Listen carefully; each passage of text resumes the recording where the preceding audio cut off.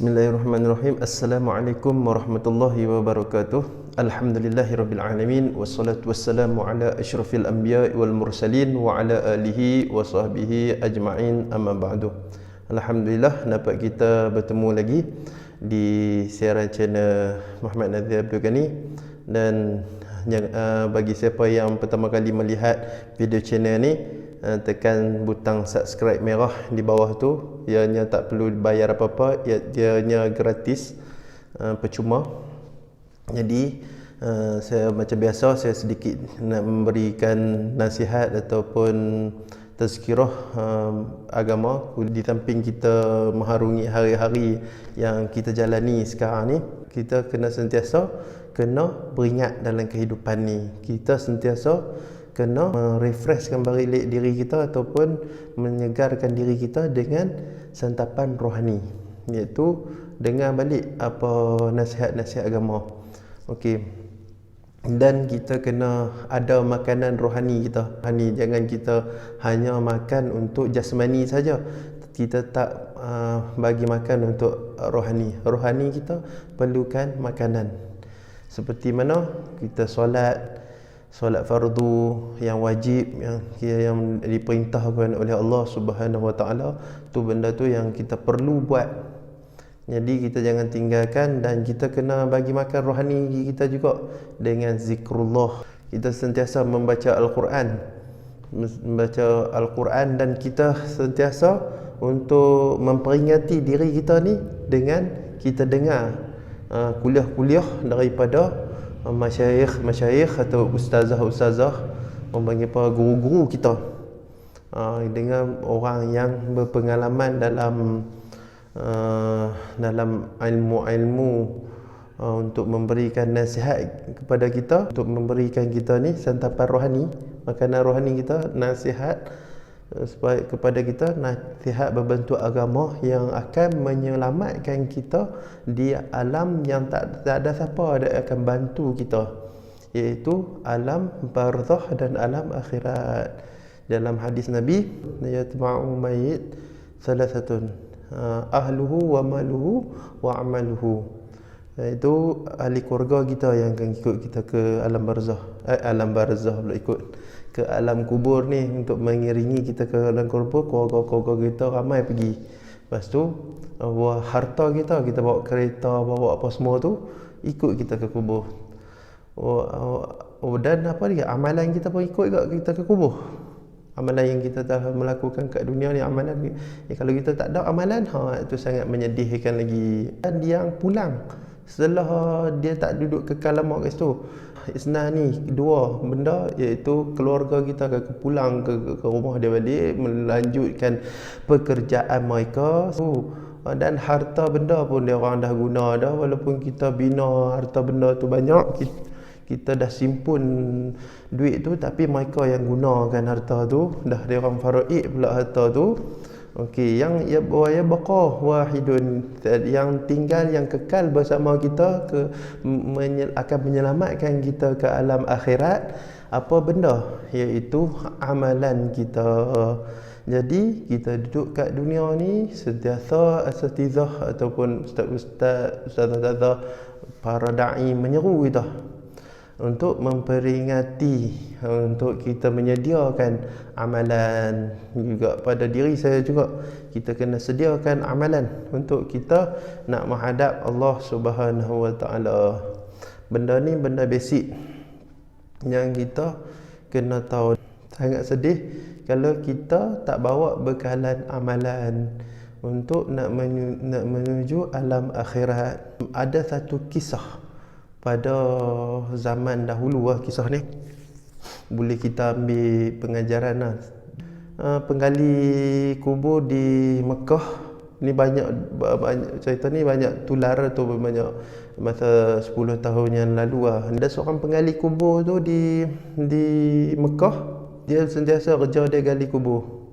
Okey, tak apalah, satu hari tu ada orang kaya meninggal. Jadi dia cakap, carilah seorang, dia suruh orang penggali kubur ni cari seorang penghafal Quran yang duduk dalam kampung tu. Dia tak mahu orang lain, dia bagi tahu sekian-sekian ni bila setelah orang kaya tu mati, dan dia akan bagi duit kepada orang yang akan baca Quran tu. Dia kata syekh mana tu, syekh tu kebetulan anak, bukan penjaga penggali kubur tu yang pergi cari, anak dia pergi cari, silap.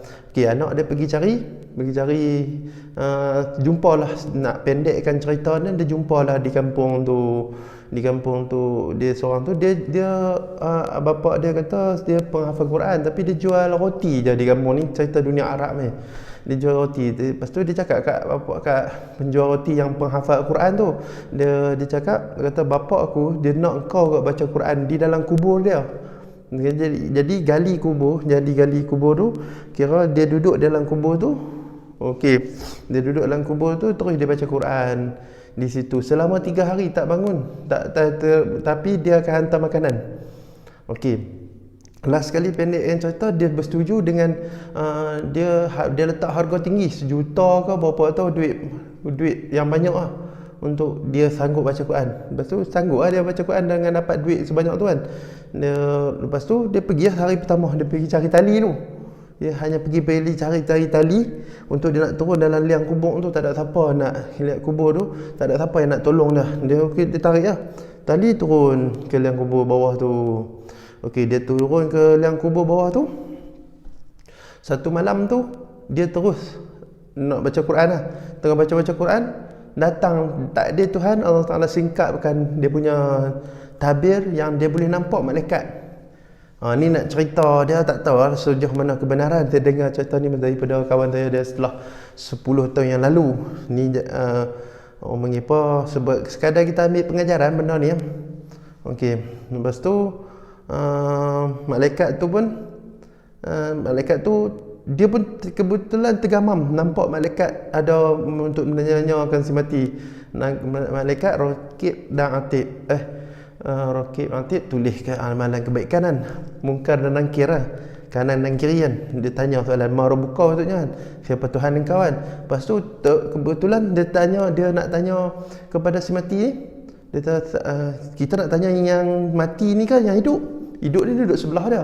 Kebetulan dia punya randa dia sebelah ni, dia korek liang sebelah ni. Jadi dia boleh duduk lah sebelah nampak apa si jenazah tepi tu. Jadi dia turun dengan tali yang dia beli. Lepas tu satu malam dia duduk dalam liang lahat tu, dalam tu.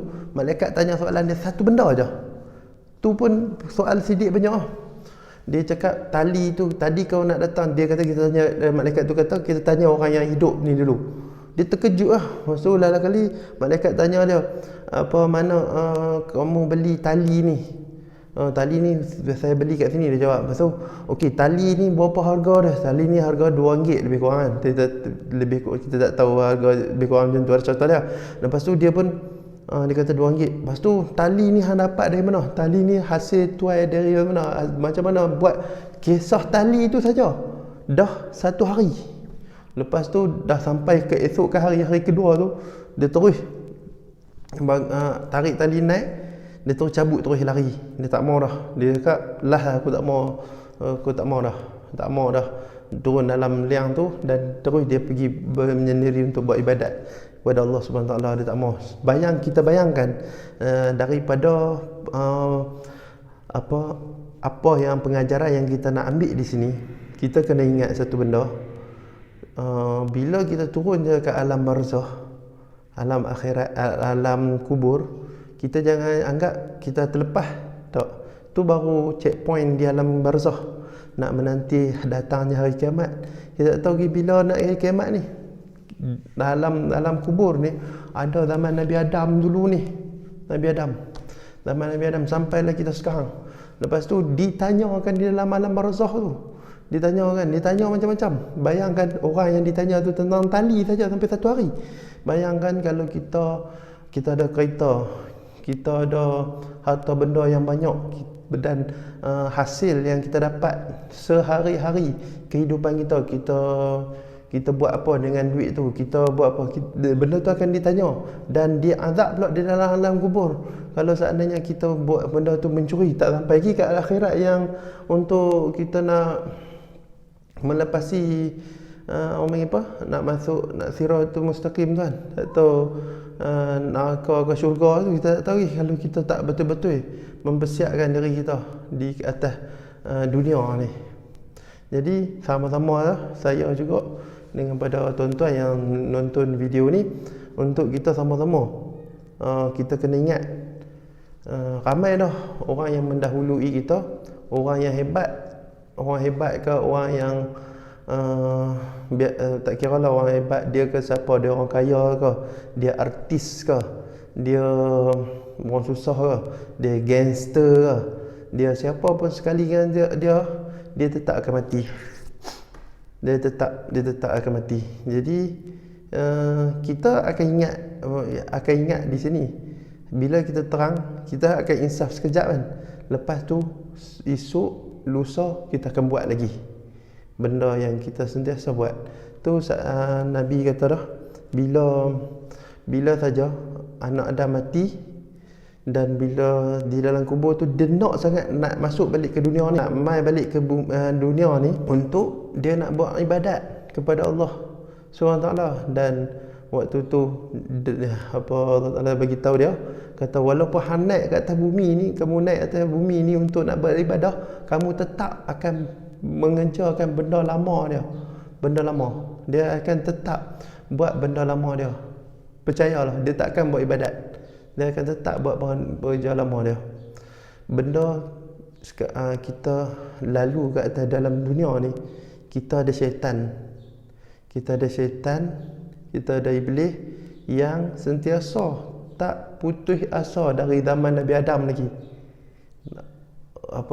dalam zaman Nabi Adam lagi, untuk nak menyesatkan. Dia berjanji dah dengan Allah dan minta izin dengan Allah, ya Allah, aku nak sesatkan hamba-hambamu ni, dan Allah Subhanahu Wa Taala bagi izin. Tapi Allah Subhanahu Wa Taala bagi tahu, kamu tak akan dapat sesatkan orang-orangku yang beriman, yang bertakwa. Jadi kita kena duduk dalam golongan orang beriman dan orang bertakwa ni. Tu kita kena sampai, tak kira dia duduk dalam platform mana pun, dia doktor ke, lawyer ke, peguam ke, ustaz ke, cikgu ke, bomba ke, polis ke, apa sekalipun, dia kena duduk dalam platform takwa dan orang beriman ni. Itu kita nak duduk dalam tu lah. Tak kira kita peniaga ke sekalipun kan, kita kena jaga. Kalau kita tak berilmu, kita sampai kita tak tahu benda tu, kita kena pergi menuntut ilmu. Kita kena cari jalan, ambil waktu ke untuk kita nak belajar ilmu akhirat, untuk ilmu yang nak menyelamatkan anak isteri kita di alam barzakh nanti, alam barzakh. Dan kadang kita, Nabi sendiri pun, Nabi Nuh pun tak dapat nak selamatkan isteri dan anak dia untuk naik kapal bahtera Nabi Nuh tuan. Untuk kita kena hati-hati, kita jangan bangga diri, jangan lupa pada Allah SWT. Tiap-tiap hari kita doa, jangan kita anggap kita hebat, jangan kita anggap kita dah kuat, aku dah alim dah, aku dah ni. Awak hang teruk sangat, awak kenapa sampai tahap tu, sampai setahap tu hang kenapa hang tak buat? Kita selalu menunding jari ke orang. Janganlah kita sentiasa kita duk cari salah orang. Ni salah, kenapa dia tu salah, kenapa ni, apa dia ni, kenapa ni. Okey, kalau dia tu salah macam tu, kita personal WhatsApp dia, call dia. Kalau kita dapat tangani dia, Nabi dah cakap dah, dapat tangani dengan tangan, boleh dengan tangan. Kalau iman kuat dengan tangan, kalau tak kuat dengan mulut, tak kuat lagi dengan hati. Cukup dengan hati, kita tak payah. Tapi kalau kita ada kuasa, kita kena buat tangani dia. Tapi nasihat dia, cakap dia, tak payah kita buat video untuk kita nak viral kan. Sebab kita ada viral sebenarnya dalam dunia video atau dunia YouTube, apa semua dunia sosial media. Kalau saya perasan, saya buat YouTube, kalau viral benda tu, ataupun dia akan melonjakkan kita punya view, ataupun kita banyak orang tengok iklan, banyak orang tengok video kita, dia video tergempak naik lagi, dia akan efek kepada kewangan kita dapat banyak lagi lah. Tu orang nak jadikan video tu viral. Jadi kita kena fikir satu benda. Viral tu, adakah kita selamat ke alam akhirat ni? Tu kita duk kata ke orang, kita kata macam ni. Jadi masalah tu kalau kita tembak orang ni, bukan tembak dengan pistol, tembak dengan kata-kata, sebab kata-kata ni tajam. Setiap kata-kata dengan tulisan kita semua akan dipertanggungjawab oleh Allah Subhanahu Wa Taala. Tu tengah orang wali-wali Allah tu dia tak jumpa orang sangat. Ni sebab dia nak jaga diri dia daripada dia terlepas cakap ataupun terlepas apa semua, terlepas kendali percakapan dia. Jadi benda lara tu benda yang sebaliknya kan, yang dia tak mau. Sekarang ni dunia dah berubah. Dunia dah macam-macam, media dah macam masuk dah macam-macam. Contoh dia sekarang, cuba kita tengok kalau silap langkah tercakap sikit pun dah tersilap lah. Dia silap dia cakap terus ada pihak lain yang mengkomplain lah kita punya video kita ataupun percakapan kita kan. Contoh macam Ustaz Zainal Asri baru-baru ni kan, kita tahu kan dia kan dakwah kan. Ustaz Zainal Asri dia masya-Allah guru saya juga, dan Syekh Hunor dia pernah datang ke Tarim ni. Dia cakap masa dia datang Tarim tu dia bagi kuliah. Dia banyak kali datang ke Tarim ni. Anak beliau pernah belajar di Tarim. Waktu tu dia buat kuliah untuk muslimat. Dia ada kuliah untuk muslimat ni. Masya-Allah Ustaz Zainal Asri. Dan beliau, saya pernah duduk kampung sekali dengan beliau. Dia pernah mengajar di sekolah saya kan, sekolah menengah Arab. Dan beliau sangat tawaduk, dan dari zaman dulu lagi dia dengan dedikasi dia kira memang berprotokol dan berperwatakan bersih lah. Tak ada lah kisah-kisah ni kan. Dia kehidupan dia mengajar. Beliau mengajar je. Jadi orang-orang macam tu pun banyak orang lain duk cari kesalahan dia. Jadi dunia sosial media ni kena jaga-jaga, kena hati-hati. Untuk saya memperingati diri saya juga, bahaya juga. Dan dunia media yang kita publikkan kepada orang ni kan, sampai satu tahap Ustaz Zainal Asri ni dia ada madrasah dia sendiri, ada sekolah dia sendiri, sampai dia terpaksa berhentikan untuk di kuliah-kuliah dia sebab dia takut dia nak rehat dan jangan panjang-panjangkan video beliau dan dengar daripada kuliah beliau. Dan Ustaz Zainal Asri setiap percakapan dia sentiasa bersolawat.